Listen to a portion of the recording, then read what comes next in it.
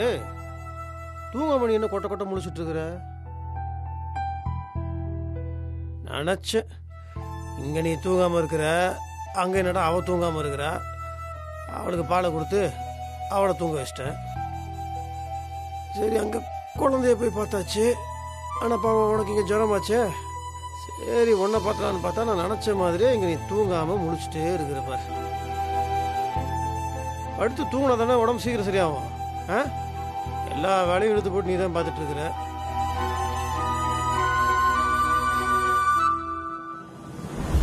இந்தா மூந்து பாரு.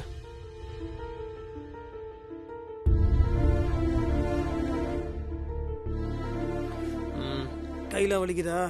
ஐயோ விடுங்க மாமா. இதே தூங்கும் போது வளையல் தோடு எப்படி தூங்க முடியும்? எல்லா வேலையும் எடுத்து போட்டு நீ செய்வ, அப்ப உடம்பு வலிக்காம. என்ன மாமா காலை பிடிக்கிற? இருக்கட்டும், இரு இரு. என்ன ஆயிடுச்சு இப்போ? எனக்கு உடம்பு சொல்ல நீ கால் பிடிச்சி விட மாட்டியா? சட்டமா புருஷன் காலை பொண்டாட்டி பிடிச்சி விடணும், ஆனால் புருஷன் மட்டும் பொண்டாட்டி காலை பிடிச்சி விடக்கூடாதுன்னு? ஒருத்தருக்கு ஒருத்தர் ஒத்தாசையாக இருக்கணும், புரியுதா? ஓடி ஓடி இந்த கால் எவ்வளோ வேலை பார்க்குது. ஏன் பொண்டாட்டி காலை நான் பிடிக்காம யார் பிடிச்சி விடுவா? படு படு, தூங்கு.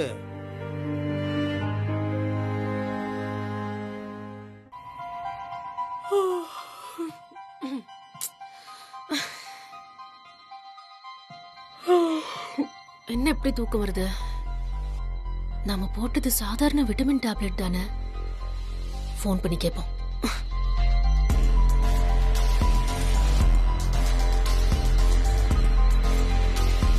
சொல்லுங்க மேடம். என்ன மாத்திரங்க கொடுத்தீங்க? தூக்கமா வருது? அந்த மாதிரி எல்லாம் எதுவும் ஆகாதுங்களே மேடம். நாங்க கொடுத்தது சாதாரண விட்டமின் டேப்லெட் தான்.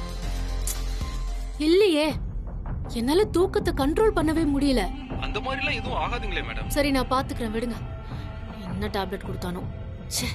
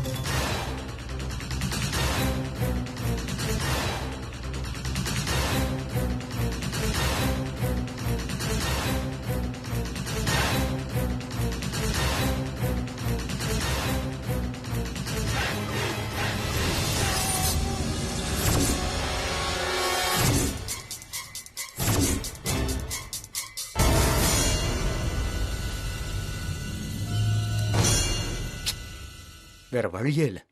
நாளைக்கு என்ன ஆனாலும் சரி, இதுக்கு ஒரு முடிவு கட்டியே ஆகணும்.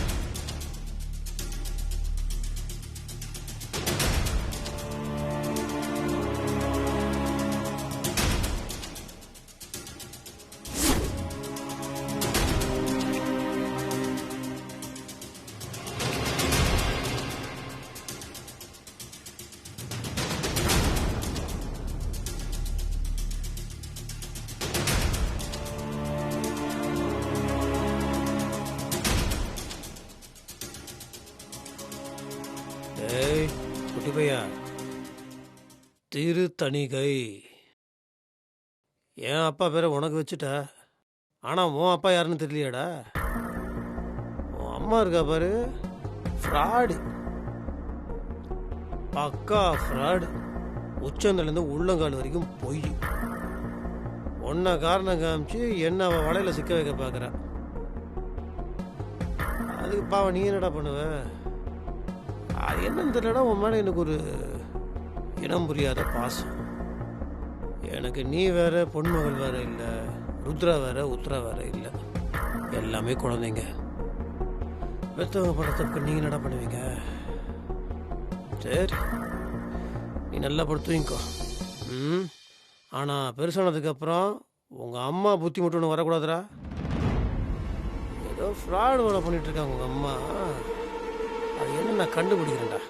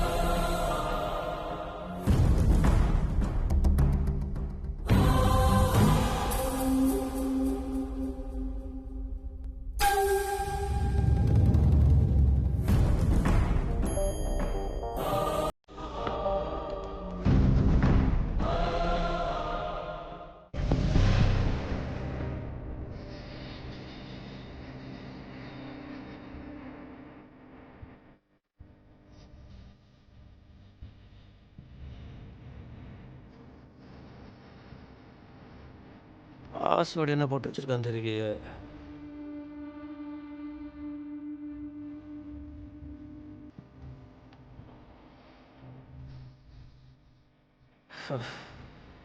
ஆச்சா இல்லையே.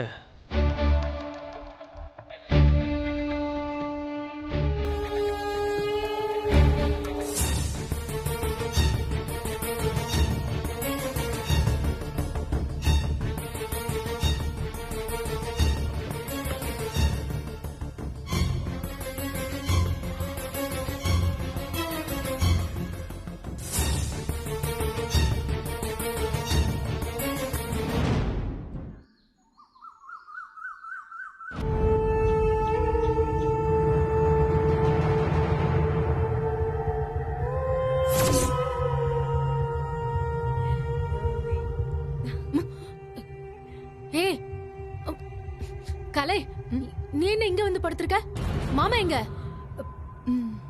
ஓய் நீ விளையாடு. பாய். ஏய் உன்னதான் கேக்குறேன், மாமா எங்க? ஆசை தோசை அப்பள வடை. மாமா வந்து உன் பக்கத்துல படுக்கணும்னு ஆசையோ? உனக்கு உடம்பு சரியில்லைன்னு சொன்னதும் அவர் பால் கொண்டாந்து கொடுத்தாருல, அதோட முடிஞ்சிருச்சு. அதுக்கப்புறம் மாமா என்ன கூப்பிட்டு விஷயத்த சொல்லி இங்க வந்து படுக்க சொன்னாரு. முதல்ல நான் முடியாதுன்னு தான் சொன்னேன். இருந்தாலும் மனசு கேட்காம மாமா சொன்னாருன்னு வந்து படுத்தேன். மாமா உன்கிட்ட பேசுறதோ நீ சொல்றத கேக்குறதோ உன் மேல உள்ள அக்கறை இல்லைன்னு நினைக்காத. தோ இந்த குழந்தை மேல இருக்க பாசத்தால. ஆனா அப்படிலாம் நான் உன் மேல இறக்கப்பட முடியாது. என்ஸ்டல குழந்தைய பத்திரமா பாத்துக்க, நான் வரேன்.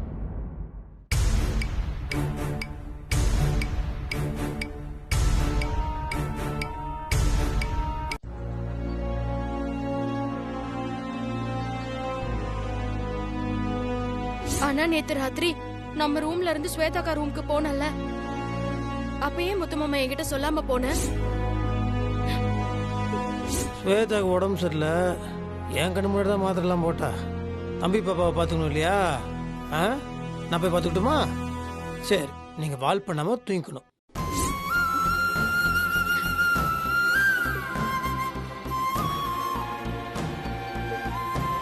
அண்ணி, என்ன நீ இப்படி கவலையோட இங்க வந்து நின்றுட்டு இருக்கீங்க? அண்ணி, சத்தியமா வீட்டில் நடக்கிற விஷயங்களை பார்த்துக்கிட்டு எங்களால சும்மா இருக்க முடியாது. நடக்கிற சம்பவங்களை பார்க்கும்போது அண்ணன் கண்டிப்பா உங்களை விட்டு விலகி போறாரு நல்லாவே தெரியுது. இனிமேலும் நீங்க அமைதியா இருந்தா கண்டிப்பா அந்த ஆண்டவனால கூட உங்களை காப்பாற்ற முடியாது.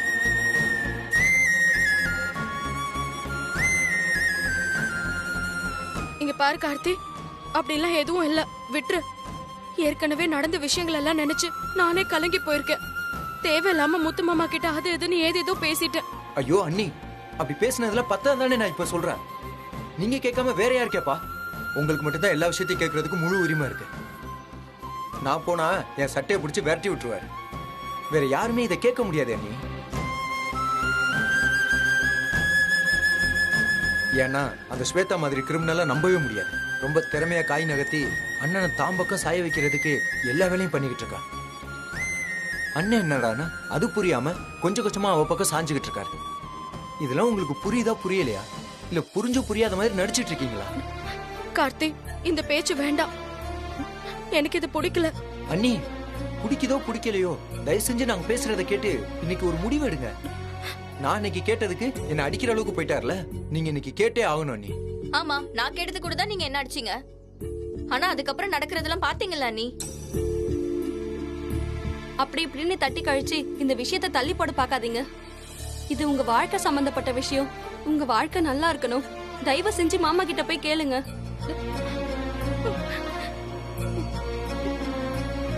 என்னால முடியாது. அண்ணி என்ன நீ ஏன் நீ இப்படி எல்லாம் பேசுறீங்க?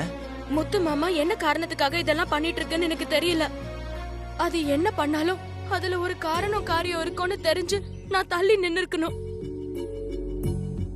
ஆனா நானே புரிஞ்சுக்காம அன்னைக்கு ஏன் ஸ்வேதாக்கா ரூமுக்கு போனேன், எதுக்காக அங்க தூங்குனேன்னு கேட்டது இப்ப வரைக்கும் என் மனசை உறுத்திட்டே இருக்கு தெரியுமா? அது சாகுற வரைக்கும் என்ன விட்டு மறையாது. சரிக்கா, நீங்க இப்படி தயங்குனீங்கன்னா வேற யார் தான் பேசுறது?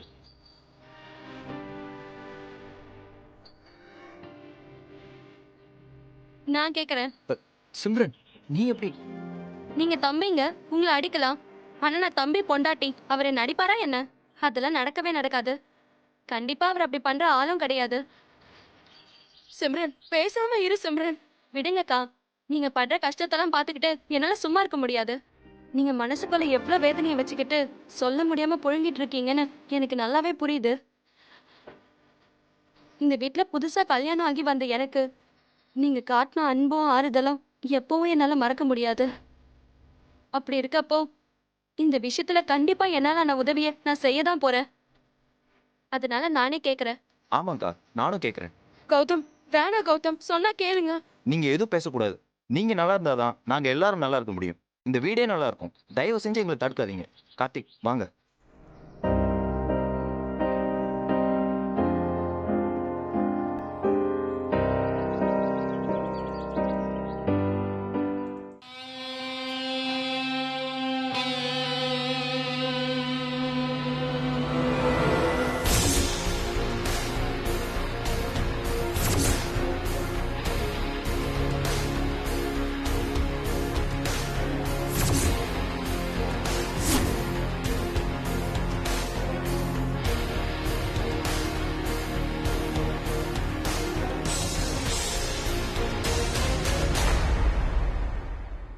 செல்லக்குட்டி, செல்லக்குட்டி, பார்த்தீங்களா?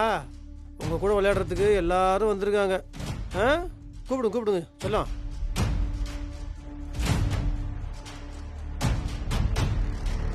என்ன குழந்தை கூட விளையாடுவீங்கன்னு பார்த்தா எல்லாரும் லைன் கட்டி நின்று என் கூட சண்டைக்கு வர நிற்கிறீங்க. அண்ணா, கார்த்தி, ஒரு நிமிஷம். மாமா, நாங்க இப்படி எல்லாம் பேசுறோம்னு தப்பா நினைக்க வேணாம். பெண்ணிலாக்கா படுற வேதனையை பார்த்துக்கிட்டு எங்களால சும்மா இருக்க முடியல. அதான் மனசு கேட்காம உங்ககிட்ட பேசுறதுக்காக வந்திருக்கோம்.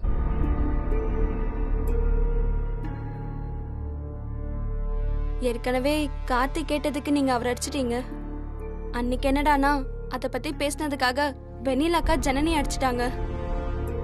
நேத்து நீங்க பால் எடுத்துக்கிட்டு ஸ்வேதா ரூமுக்கு போனீங்க. அது தயங்காதம்மா, உனக்கு என்ன கேட்கணும்னு தோணுதோ தாராளமா கேளு. இங்க பாருங்க மாமா, வெண்ணிலா அக்கா உங்ககிட்ட பேச முடியாம தடுமாறி நிக்கிறது எங்களால உணர முடியுது. உங்ககிட்ட இதெல்லாம் எப்படி வெளிப்படையா கேட்கறதுன்னு அவங்க ரொம்ப தயங்குறாங்க. அதனாலதான் அவங்க பேசாம மனசுக்குள்ள வச்சிருக்க விஷயத்த நாங்க பேசிடலான்னு முடிவெடுத்தோம். ஆக மொத்தத்துல இதுல வேற எந்த உள்நோக்கமும் எங்களுக்கு இல்ல மாமா. நீங்க 2 பேரும் என்னைக்கும் எந்த பிரச்சனையும் இல்லாம சந்தோஷமா இருக்கணும். அதான் எங்களுக்கு ரொம்ப ரொம்ப முக்கியம். ஸ்வேதா பக்காவா சொல்லி வச்சு அடிக்கிறானா, செம்மையா கேம் ஆடுறா. ஆனா அது புரியாம நீ அவ வலையில சிக்கிட்டியேனா. நீ அந்த வலையில இருந்து விடுபட்டு வந்தாதான் நம்ம வீட்டுக்கே வெளிச்சம். அண்ணா நீங்க எங்களை அடிங்க உதங்க என்ன வேணாலும் பண்ணுங்க. இப்பவும் நாங்க கேட்கலன்னா நாங்க மனுஷங்களே இல்லை. தயவுசெய்து சொல்லுங்கண்ணா, என்னதானே நடக்குது?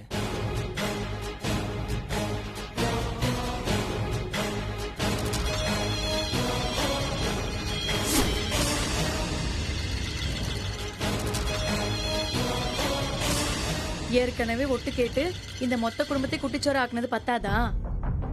இப்ப மறுபடியும் அதே வேலையை பண்றல்ல. நீயும் அந்த குடும்பத்துல ஒருத்தின்னு இந்த நிமிஷம் வர சொல்லிக்கிறல்ல. உன் மேல தப்பு இல்லனா எதுக்கு இப்படி ஒளிஞ்சு நின்னு மறைஞ்சு ஒட்டு கேக்குற? நீ எல்லாம் என்ன ஜென்மம்னே தெரியல. நிக்காத ஸ்வேதா, போ. பாக்குறதுக்கே அசிங்கமா இருக்கு.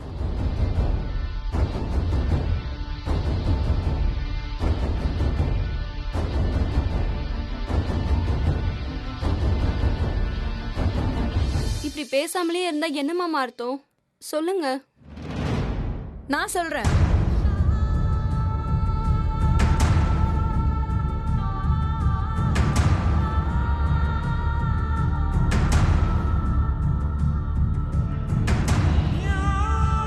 கலை, நீ ஒன்றும் சொல்ல சும்மா இரு. இல்ல மாமா, இவங்களுக்கு இப்ப இதை புரிய வைக்கலன்னா ஏகப்பட்ட பிரச்சனை வரும். கௌதம், கார்த்திக், ஜனனி, சிம்ரன், நீங்க நினைக்கிற மாதிரி இப்ப நம்ம வீட்ல நடந்துட்டு இருக்கிறது சாதாரண விஷயம் இல்ல. அதை விட ரொம்ப முக்கியமான விஷயம் என்னன்னா, சத்தியமா நீங்க நினைக்கிற மாதிரி மாமா இல்ல. மாமா பல விஷயங்களை மனசுல புதைச்சுக்கிட்டு வெளியில சிரிச்சிட்டு நடமாடிட்டு இருக்காரு. நேத்து உங்களுக்கு மாமா ஸ்வேதா ரூமுக்கு பால் எடுத்துட்டு போனது மட்டும் தானே தெரியும். ஆனா அதுக்கப்புறம் நடந்த விஷயம் எதுவுமே உங்களுக்கு தெரியாதுல்ல. மாமா அதுக்கப்புறமா என்ன தேடி வந்து ஸ்வேதா ரூம்ல போய் தூங்குன்னு சொன்னாரு. நான் முடியவே முடியாதுன்னு மறுத்துட்டேன். ஆனா அவரு தயவு செஞ்சு நான் சொல்றத கேளுன்னு என்ன வற்புறுத்தினாரு. கண்டிப்பா ஏதோ ஒரு அவசியமான சூழ்நிலை இதுல இருக்கு, இல்லனா மாமா என்ன அப்படி வற்புறுத்த மாட்டாருன்னு புரிஞ்சுக்கிட்டேன். நான் போய் அங்க தூங்குனேன். மாமா மனசுல ஏதோ ஒரு விஷயம் இருக்குன்னு மட்டும் புரியுது. கண்டிப்பா அது நல்ல விஷயமா தான் இருக்கும். நீங்க நினைக்கிற மாதிரியான விஷயம் கிடையவே கிடையாது. இல்ல நீ அண்ணன் மனசுல என்ன இருக்குன்னு வாய் விட்டு சொன்னாதானே எங்களுக்கும் தெரியும். அப்பதானே ஏதாவது தேவைன்னா எங்களாலே உதவ முடியும். இல்ல கார்த்தி, இரு அது இரு இரு இரு இரு. இதுக்கு முன்னாடி நான் பேசாம இருந்தேன்னு வச்சுக்கோயேன், பிரச்சனை பெருசாக தான் ஆகும். பேசிட மூச்சல குட்டி. ஆனால் என்னன்னா, பசங்க என் மேலே இருக்க அன்புலையும் வெண்ணிலா மேலே வச்சிருக்க பாசத்துலேயும் தான் இப்படிலாம் பேசுகிறாங்கன்னு நினைக்கும் போது சந்தோஷமாக தான் இருக்கு கலை.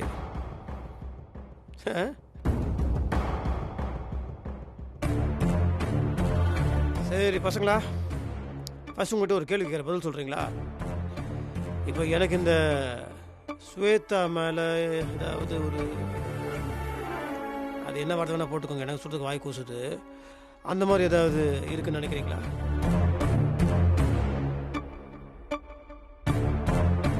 இல்லைண்ணே, அப்படிலாம் இல்லைண்ணே. இல்லை இல்லை, சந்தோஷம். அடுத்த கேள்வி, நம்ம குட்டி பையன் திருத்தணிகை, அவன் எனக்கும் ஸ்வேதாக்கு தான் பிறந்திருப்பான்னு நினைக்கிறீங்களா? இல்ல, நான் அப்படிலாம் இல்ல. மறுபடியும் சந்தோஷம், நன்றி. அப்போ இந்த டிஎன்ஏ டெஸ்ட் அது உண்மையா இருக்கும்னு நினைக்கிறீங்களா? சேச்சா, கிளியர் இல்லை. இப்போ இவ்வளோ கிளியரா இருக்கும்போது எதுக்கு தேவையில்லாம குழம்புறீங்க?